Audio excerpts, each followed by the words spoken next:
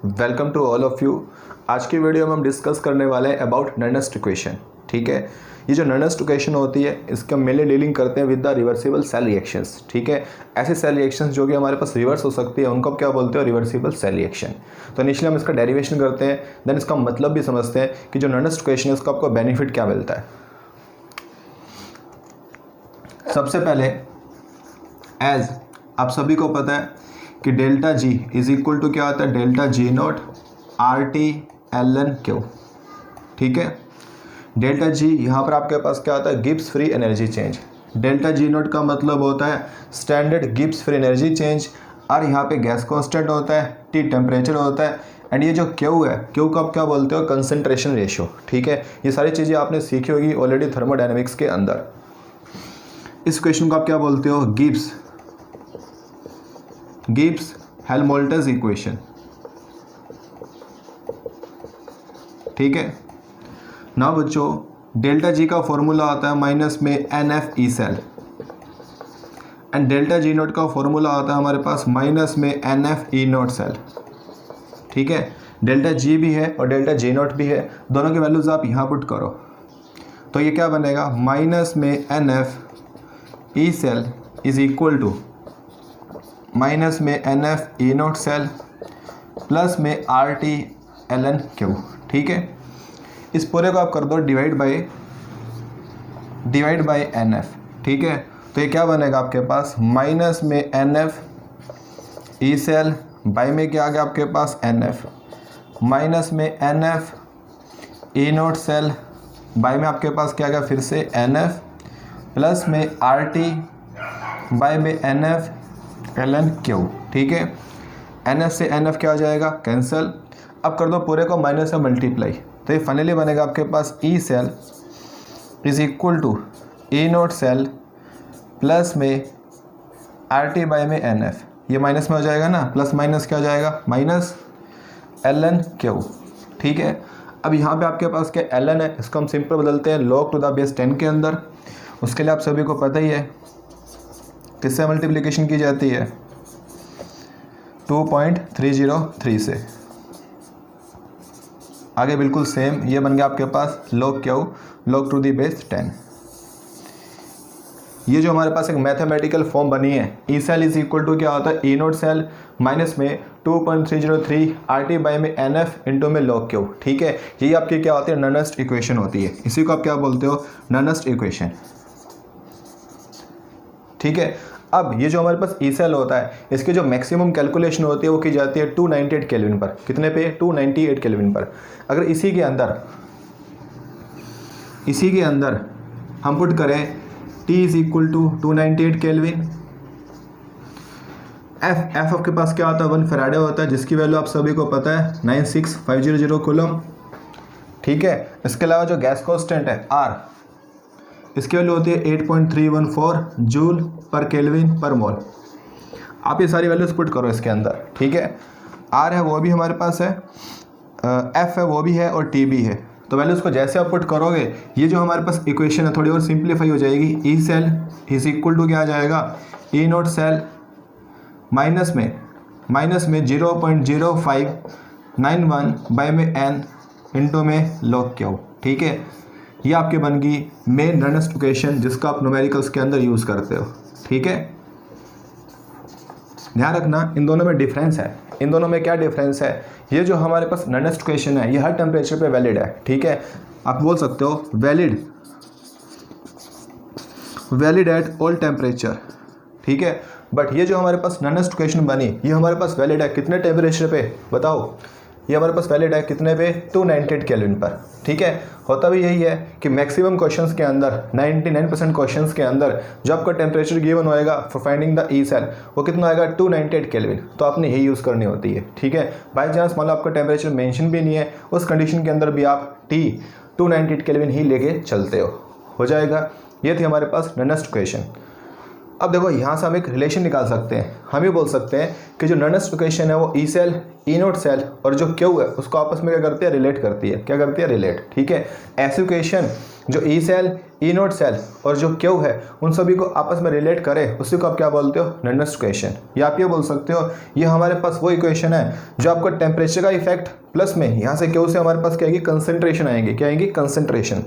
Temperature का effect and जो हमारे पास इलेक्ट्रोलाइट्स हम यूज़ कर रहे हैं उनकी कंसंट्रेशन का सेल के पोटेंशियल पे क्या फ़र्क पड़ता है उसके बारे में बताए, उसको भी आप क्या बोलते हो, नॉनेस्ट इक्वेशन। ठीक है, तो और मैंने स्टार्टिंग से आपको ऐसे बताया कि जो नॉनेस्ट इक्वेशन है फर्स्ट ऑफ ऑल इसके हम डीलिंग करते हैं विद द रिवर्सिबल रिएक्शन। ऐसी रिएक्शन जो कि आपके पास रिवर्स हो सकती है उनको आप क्या बोलते हो, रिवर्सिबल सेल रिएक्शंस। ठीक है, डेरिवेशन के लिए हमने ये रिलेशन पिक किया from the thermodynamics, delta G is equal to क्या होता है, डेल्टा जी नॉट प्लस में R T L N Q. ठीक है, डेल्टा जी आपके पास होता है Gibbs free energy change, delta G naught क्योंकि यहाँ पे नोट आ गया एंड आप सभी को पता है कि जो नोट है किसको रिप्रेजेंट करता है, स्टैंडर्ड को। ठीक है, ये बन जाएगा standard Gibbs free energy change plus में R T L N Q.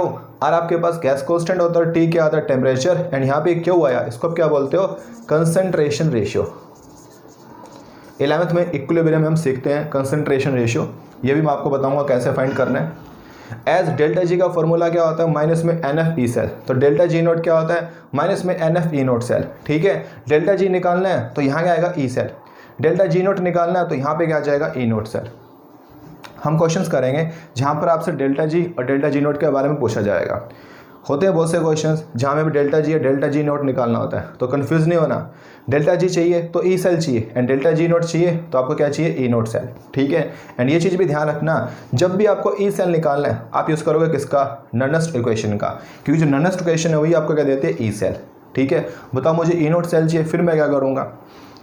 ई नोट सेल के लिए ऑलरेडी मैंने आपको फॉर्मूला बताया था, कौन सा फॉर्मूला था, SOP ऑफ एनोड प्लस में SRP ऑफ कैथोड। ठीक है, लास्ट के वीडियो के अंदर हमने डिस्कस किया था। डेल्टा जी और डेल्टा जी नोट की वैल्यूज मैंने यहाँ पुट कर दी, आपके पास ये बना, इस पूरे को हमने डिवाइड किया बाय द NF। ठीक है, तो सिंप्लीफाई हो गया, आ गया E cell is equal to E note cell, यहाँ पे माइनस से मल्टीप्लाई भी किए, माइनस में RT बाय में NF इंटू में LN क्यू। ठीक है, अभी आपके पास जो नॉनेस्ट इक्वेशन है वो कंप्लीट बन चुकी है। मैंने यहाँ पे जो ln है उसको log में बदला है। ठीक है, ln को जब भी हम log टू दी बेस 10 में कन्वर्ट करते हैं हमेशा मल्टीप्लिकेशन होती है किससे, विद द 2.303। हो गया, तो ये जो हमारे पास नॉनेस्ट इक्वेशन है ये हर टेम्परेचर पे वैलिड होती है, लेकिन मैक्सिमम क्वेश्चंस के अंदर जो आपको टी है कितना गिवन होता है, 298 केल्विन। ठीक है, अगर टी आपके पास 298 केल्विन है, फ्राइडे की वैल्यू आप पुट कर दोगे, आर आप पुट कर दोगे, ये सारी वैल्यू जैसे आप यहाँ पुट करोगे, ठीक है, अपॉन कैलकुलेशन ये सिंप्लीफाई हो जाएगी। E cell is equal to हो जाएगा ई नोट सेल माइनस में 0.0591 बाई में एन इंटू में क्या आ जाएगा, log क्यू। ठीक है, ये थी हमारे पास नॉनेस्ट इक्वेशन। अभी हम इसके कुछ क्वेश्चंस की प्रैक्टिस करते हैं एंड और अच्छे से समझते हैं कि नॉनेस्ट इक्वेशन को आप कैसे सोल्व कर सकते हो। नाउ अभी हम इस क्वेश्चन की प्रैक्टिस करते हैं जो कि बेस्ड है अपॉन नॉनेस्ट इक्वेशन। ठीक है, देखो इन द क्वेश्चन आपको एक सेल रिएक्शन गिवन है, जिंक प्लस में copper sulphate, zinc sulphate plus में कॉपर, एंड जो हमारे पास इलेक्ट्रोलाइटिक सॉल्यूशंस हैं उनके कंसंट्रेशंस भी आपको गिवन है। फाइनली आपको जो मेटल्स के रिडक्शन पोटेंशियल्स हैं वो गिवन है, आपको क्या निकालना है, ई सेल। क्या निकालना है, ई सेल। ठीक है, देखो बच्चों कुछ स्टेप्स हमारे पास फॉलो होंगे, आप उन स्टेप्स को फॉलो करते जाओ एंड फाइनली हमारे पास नॉनेस्ट इक्वेशन है वो बन जाएगी, ई सेल आप निकाल सकते हो। देखो कैसे, initially step number 1, step number 1 है, इसमें आप फाइंड करते हो क्या, इलेक्ट्रोड पोटेंशियल। ठीक है, सबसे पहले आपने क्या करना है, इलेक्ट्रोड पोटेंशियल को फाइंड करना है। मैं लिखता हूँ सेल रिएक्शन, लिख देते हैं पहले, फाइंड इलेक्ट्रोड पोटेंशियल।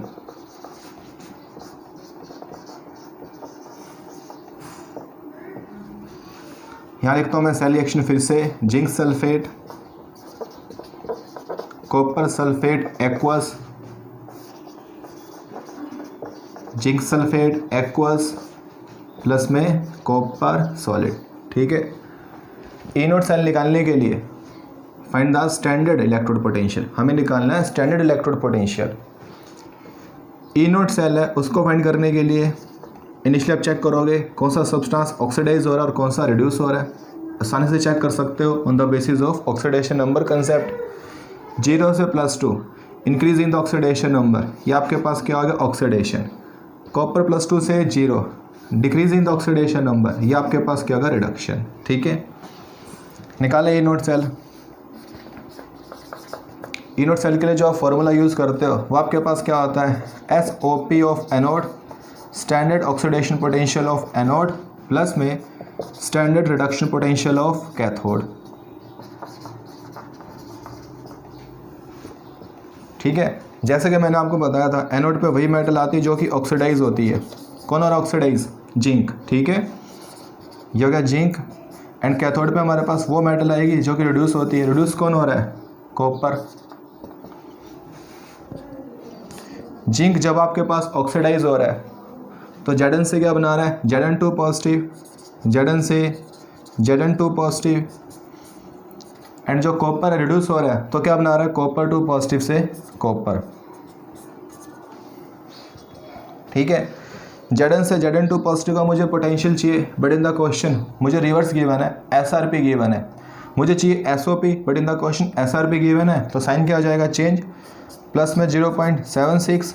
ठीक है, कॉपर 2 पॉजिटिव से कॉपर सेम है, मुझे SRP चाहिए और SRP गिवन है, बिल्कुल सेम आप एस्टिस वैल्यू यूज़ कर लोगे, ये आपके पास आ जाएगा 1.10 वोल्ट। ठीक है, जो हमारे पास ई नोट सेल है वो आ चुका है कितना, 1.10 वोल्ट। पहला स्टेप आप क्या निकालोगे, standard electrode potential of the cell. ठीक है, इसके लिए फॉर्मूला होता है SOP ऑफ एनोड प्लस में SRP ऑफ कैथोड।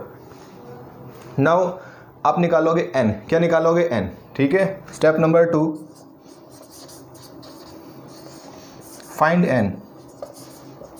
N क्या होता है, ठीक है, N का मतलब है यहाँ पर रेडॉक्स रिएक्शन हो रही है। ड्यूरिंग दिस रेडॉक्स रिएक्शन कितने इलेक्ट्रॉन्स का एक्सचेंज हो रहा है, टोटल कितने इलेक्ट्रॉन्स का एक्सचेंज हो रहा है, उसी को आप क्या बोलोगे, N। देखो जिंक 2 इलेक्ट्रॉन्स को लूज कर रहा है, तभी तो क्या बना, जिंक 2 पॉजिटिव। एंड जो कॉपर 2 पॉजिटिव है वो 2 इलेक्ट्रॉन्स को लेकर कॉपर का फॉर्मेशन कर रहे हैं। मतलब ओवरऑल इस रेडॉक्स रिएक्शन के अंदर 2 इलेक्ट्रॉन्स का लॉस हो रहा है, 2 का ही क्या हो रहा है, गेन, यानी N इज इक्वल टू क्या आ जाएगा, 2।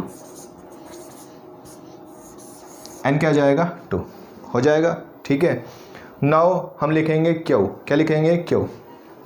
स्टेप नंबर 3 यहाँ लिख देता हूँ मैं,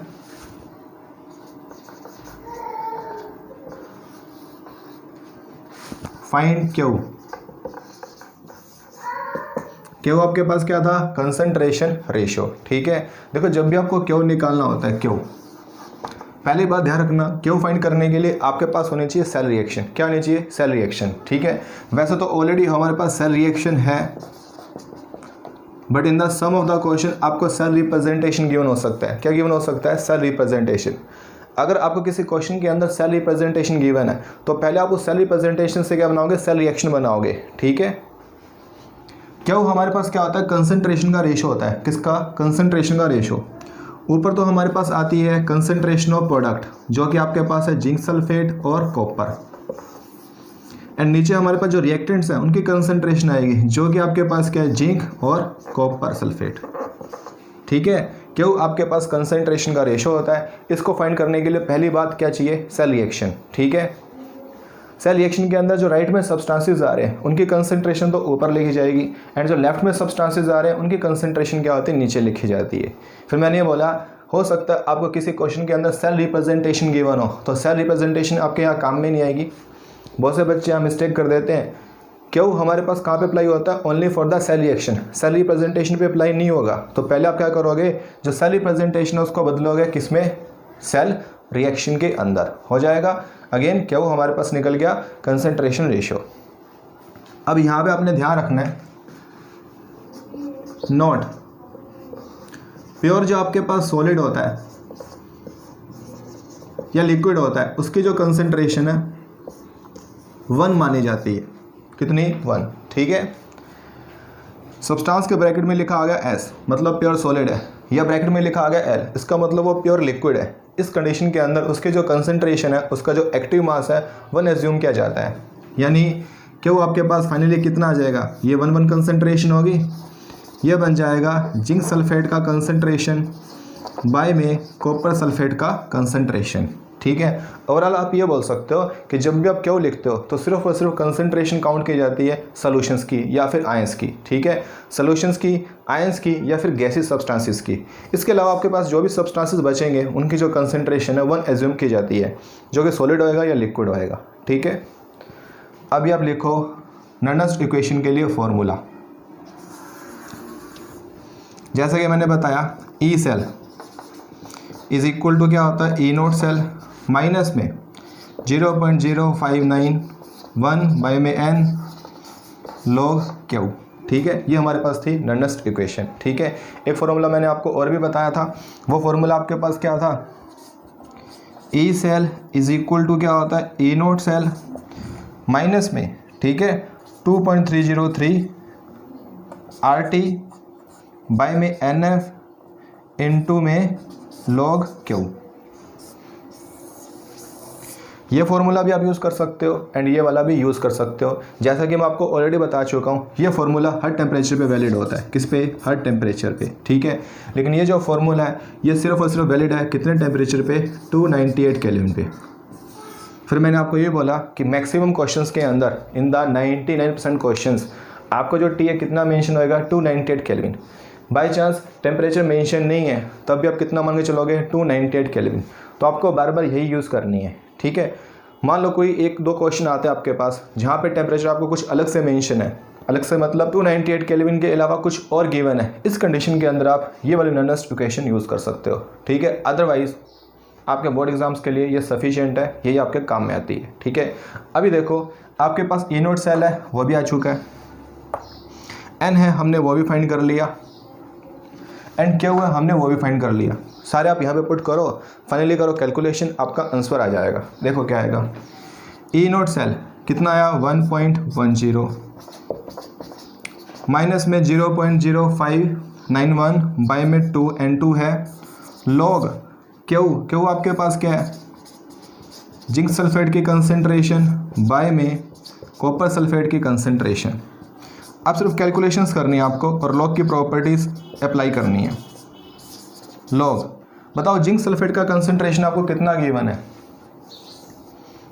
0.001 एंड जो कॉपर सल्फेट है इसका कंसंट्रेशन कितना गिवन है आपको, सॉरी उल्टा लिख दिया, जिंक सल्फेट का जो कंसंट्रेशन है वो कितना है, 0.1 है एंड जो कॉपर सल्फेट है इसका कंसंट्रेशन है 0.0001। आगे बात समझ में। अब इसको सॉल्व करते हैं, 1.10 0.0591 बाई में 2 लॉग, ठीक है। इस पॉइंट को रिमूव करोगे तो बाई में क्या आ जाएगा 10, ठीक है। इस पॉइंट को रिमूव करोगे तो ऊपर जाएगा 10 टू द पावर 4 मल्टीप्लाई में 1। सोल्व करें इसको, 1.10 माइनस में 0.059 बाई में 2 लॉग, ऊपर है 10 टू द पावर 4, नीचे आपके पास ओनली 10 तो रह जाएगा 10 to the power 3, 10 to the power 3 and log में आपको पता कि पावर हमेशा आगे आ जाती है। ये बनेगा 1.10 माइनस में 0.059 1 बाई में 2 लॉग 3 लॉग 10 बन जाएगा ये, ठीक है। पावर आगे आ गई एंड लॉग 10 कितना होता है आपके पास 1। तो फाइनली ये आपके पास बचा, ध्यान से देखना इसको, ये आपके पास बच चुका है 1.10 माइनस में 0.059 1 बाई में 2 इंटू में 3, ठीक है। आप इसको सॉल्व कर सकते हो, सिंपली कैलकुलेशन है एंड यहाँ से आपके पास क्या आ जाएगा, ई सेल, क्या आ जाएगा, ई सेल हो जाएगा। तो बच्चों ये स्टेप थे, इनिशियली आपने निकालना है ई नोट सेल, ठीक है, देन आप निकालोगे एन, फिर मैंने बोला आपने क्यू निकालना है, ठीक है। एंड क्यू के लिए आपको हमेशा क्या चाहिए, सेल रिएक्शन। हो सकता है क्वेश्चन में हमें रिप्रेजेंटेशन गिवन हो, लेकिन हम रिप्रेजेंटेशन का यूज़ करके सेल रिएक्शन बना लेंगे, ठीक है। जो हमारे पास सेल रिएक्शन में राइट हैंड में सब्सटेंसेस हैं उनकी तो कंसंट्रेशन ऊपर लिखी जाएगी एंड जो हमारे पास लेफ्ट हैंड साइड में सब्सटेंसेस उनकी कंसंट्रेशन आ जाएगी नीचे। क्यों का मतलब क्या होता है, कंसंट्रेशन का रेशो, ठीक है। एंड ये जो कंसंट्रेशंस होती है इनको हम एक्टिव मास भी बोल देते हैं।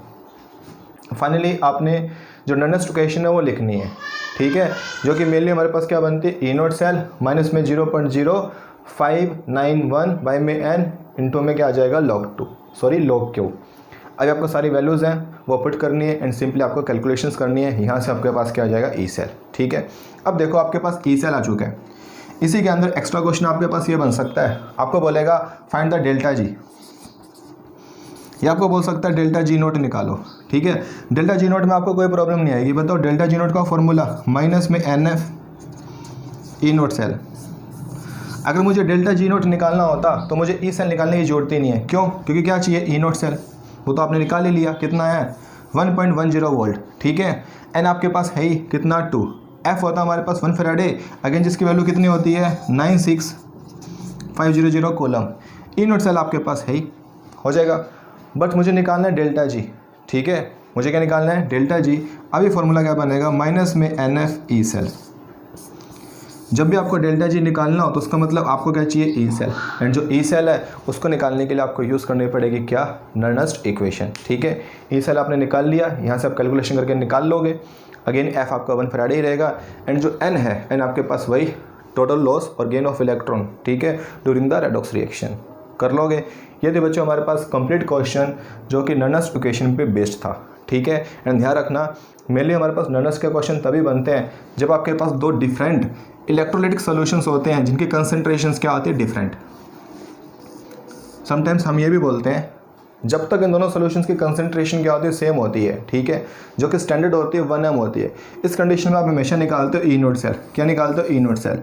बट अगर दिमाग में क्वेश्चन ये आता है, अगर इन सॉल्यूशंस की कंसंट्रेशन 1m के अलावा कुछ और बन जाए, इसकी 3m है, इसकी 5m है, फिर हम क्या करेंगे। इस कंडीशन के अंदर आप ई नोट सेल नहीं निकाल सकते, आप क्या निकालते हो, ई सेल। ठीक है, एंड उसी के लिए हमें जरूरत पड़ी किसकी, नर्नस्ट इक्वेशन की।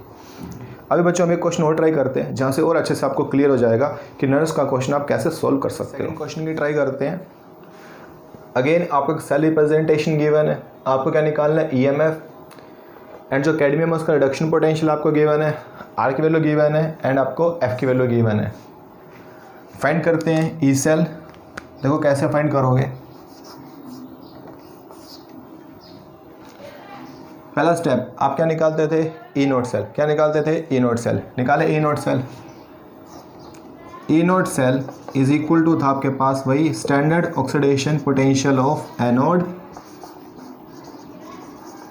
Plus standard reduction potential of cathode.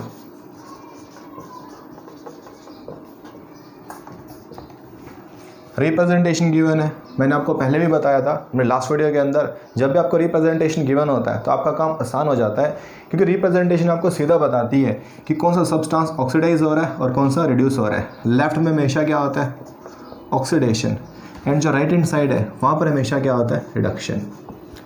Cadmium आपके पास ऑक्सीडाइज हो रहा है, मतलब आप यूज़ करोगे कैडमियम का ऑक्सीडेशन पोटेंशियल, कैडमियम। ठीक है, एंड यहाँ पर आपके पास आ जाएगा हाइड्रोजन, क्योंकि हाइड्रोजन क्या हो रहा है आपके पास, रिड्यूस हो रहा है। ठीक है, H पॉजिटिव आयंस क्या हो रहा है आपके पास, रिड्यूस। जब कैडमियम आपके पास ऑक्सीडाइज हो रहा है तो ये किसका फॉर्मेशन कर रहा है, कैडमियम से कैडमियम 2 पॉजिटिव। ठीक है, एंड जब हाइड्रोजन आपके पास रिड्यूस हो रहा है तो ये क्या बना रहा है आपके पास, H पॉजिटिव से H2। हमें चाहिए कैडमियम का SOP, but in the question क्या गिवन है, SRP। ये वैल्यू कौन सी है, SRP। साइन क्या आ जाएगा, चेंज, प्लस में 0.40। हाइड्रोजन के लिए जो हमारे पास SOP होता है या SRP होता है, क्या होता है, 0, क्योंकि हाइड्रोजन क्या होता है आपका स्टैंडर्ड होता है। यह आ जाएगा प्लस का 0.40 वोल्ट। ठीक है, अभी जो ई नोट सेल है वो आ चुका है। सेकंड स्टेप हम निकालते थे N। क्या निकालते थे, N। देखो N कैसे फाइंड करोगे, उसके लिए आप बना लो सेल रिएक्शन। ठीक है, बना लेते हैं। लेफ्ट में ऑक्सीडेशन हो रहा है, इसका मतलब कैडमियम ने 2 इलेक्ट्रॉन्स को लूज़ किया है, तभी तो कैडमियम 2 पॉजिटिव बना।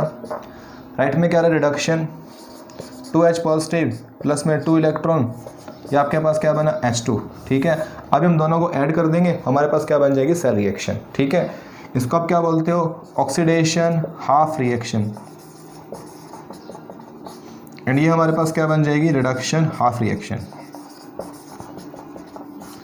लास्ट की वीडियो के अंदर बच्चों मैंने आपको बताया है कि कैसे आप रिडक्शन हाफ रिएक्शन या जो ऑक्सीडेशन हाफ रिएक्शन है उसको बना सकते हो। स्पेशल मैंने वीडियो बनाया है on cell representation and cell reaction. Cell representation उसको आप कैसे लिखते हो एंड जो सेल रिएक्शन उसको आप कैसे लिखते हो। तो जिन बच्चों ने वो वीडियो नहीं देखी है प्लीज़ वो वीडियो देख ले, क्योंकि जैसा कि आपने देख लिया है ननर्स के क्वेश्चन के अंदर बार बार सेल रिएक्शन और सेल रिप्रेजेंटेशन का बहुत ज़्यादा यूज़ हो रहा है, तो आपको अच्छे से बनानी आनी चाहिए। लास्ट के क्वेश्चन के अंदर जो मैंने आपको इससे पहले करवाया उसके अंदर मैंने रिप्रेजेंटेशन नहीं लिखी थी, वो रिप्रेजेंटेशन आप लोग सेल्फ में करोगे, ठीक है, क्योंकि रिप्रेजेंटेशन में ऑलरेडी आप लोगों को सिखा चुका हूँ। यहाँ पर आपको मैं सेल रिएक्शन बनानी सिखा रहा हूँ। कैडमियम ने 2 इलेक्ट्रॉन्स को लूज़ किया, कैडमियम 2 पॉजिटिव बना दिया, इसको आपने बोल दिया oxidation half reaction. 2H positive ने 2 इलेक्ट्रॉन्स को लिया और बना दिया H2, ये आपके पास बन गई रिडक्शन हाफ रिएक्शन। दोनों को हम जैसे ऐड करेंगे हमारे पास क्या बन जाएगी, सेल रिएक्शन, ठीक है। यहाँ पे इलेक्ट्रॉन्स क्या आ रहे हैं, इक्वल आ रहे हैं। हो सकता है आपके पास किसी हाफ रिएक्शन के अंदर इलेक्ट्रॉन्स इक्वल ना बने, तो बिफोर एडिंग ध्यान रखना इलेक्ट्रॉन्स हमेशा इक्वल होने चाहिए, ठीक है। जब भी आप सेल रिएक्शन बनाओगे ऑक्सीडेशन हाफ रिएक्शन और रिडक्शन हाफ रिएक्शन के अंदर इलेक्ट्रॉन्स हमेशा इक्वल होने चाहिए, अगर इक्वल नहीं है तो इक्वल कर लेना। ये बना आपके पास cadmium plus 2H positive, cadmium 2 positive plus में H2, ठीक है। ये आपके पास बन गई सेल रिएक्शन, ठीक है। अब देखो 2 इलेक्ट्रॉन्स का लॉस हो रहा है, 2 का ही क्या हो रहा है, गेन हो रहा है, मतलब जो नेट इलेक्ट्रॉन एक्सचेंज अब आपके पास कितना आ जाएगा, 2। हमारे पास N भी आ चुका है, ठीक है। अभी हम बात करते हैं क्यू की, ठीक है। सेम क्यू कंसंट्रेशन रेशियो था एंड इसके लिए मैंने आपको कंडीशन बताई थी, आपके पास क्या होनी चाहिए, सेल रिएक्शन। क्या होनी चाहिए, सेल रिएक्शन, वो हमने निकाल ली, ठीक है। तो ऊपर हमारे पास कंसंट्रेशन आती है प्रोडक्ट की, जो कि आपके पास बनेंगे कैडमियम 2 पॉजिटिव H2, ठीक है। एंड नीचे हमारे पास आ जाएगा कैडमियम और ये H पॉजिटिव आयंस की कंसंट्रेशन, ठीक है। अब एक चीज़ ध्यान रखना बच्चों, जो भी कोफिशिएंट होता है वो हमेशा जाता है पावर में। कहाँ जाएगा, पावर में, ठीक है। क्यों, आपके पास कंसंट्रेशन का रेशो था, ऊपर आपके पास आती है प्रोडक्ट की कंसंट्रेशन और नीचे किसकी आती है, रिएक्टेंट की कंसंट्रेशन। एक चीज़ नोट करो, यहाँ पे H2 आपके पास के गैस के फॉर्म में बनी है एंड गैस की जो कंसंट्रेशन होती है उसके प्रेशर में मेजर की जाती है, तो यहाँ क्या आएगा, प्रेशर ऑफ H2, ठीक है। जैसा कि लास्ट क्वेश्चन में मैं आपको अर्ली बता चुका हूँ कि आपको सिर्फ कंसंट्रेशन काउंट करनी होती है, किसकी, आयंस की या फिर गैसेस सब्सटेंस की, ठीक है। और गैस की जो कंसंट्रेशन होती है उसके प्रेशर में मेजर की जाती है। इसके अलावा आपके पास जो भी सब्सटेंस बनता है उसकी कंसंट्रेशन को आप इग्नोर कर सकते हो, इसको हम इग्नोर कर देंगे, ठीक है। तो फाइनली आपके पास क्यू क्या आया, यही लिख दें। ये आपके पास बना कैडमियम 2 पॉजिटिव का concentration dot pressure of hydrogen bye में आ गया आपके पास H पॉजिटिव आयंस का कंसंट्रेशन का स्क्वायर, ठीक है। एंड ये बात ध्यान रखना अच्छे से, अगर कोफिशिएंट आता है सेल रिएक्शन के अंदर तो वो कहाँ जाएगा, पावर में। कहाँ जाएगा, पावर में, ठीक है। नाउ लिखो normal equation, E cell is equal to E naught cell minus में 0.0591 बाय में N N2 में लॉग क्यू, ठीक है। अगेन यहाँ पे टेम्परेचर मेंशन नहीं है, और जैसा कि मैंने बोला था अगर T मेंशन है तो आपको कितना मिलेगा, 298 केल्विन। अगर मेंशन नहीं है तब भी आप लेट करके चलोगे कितना, 298 केल्विन ही है। इसके लिए हमारे पास नॉर्मल इक्वेशन ये बनती है, E cell, E naught cell आपने निकाला कितना है, 0.40 वोल्ट। N आपके पास आ गया 2, क्यू में आपके पास आ रहा है कैडमियम 2 पॉजिटिव आयंस का concentration dot pressure of hydrogen bye में क्या आ जाएगा, concentration of H positive ions का स्क्वायर 0.0591 बाय में 2 लॉग। आपको कैडमियम 2 पॉजिटिव आयंस के कंसंट्रेशन गिवन है, कितनी गिवन है, 0.1, ठीक है। पुट कर दो 0.1। प्रेशर ऑफ H2 आपको गिवन है कितना, 0.5 atm, ठीक है।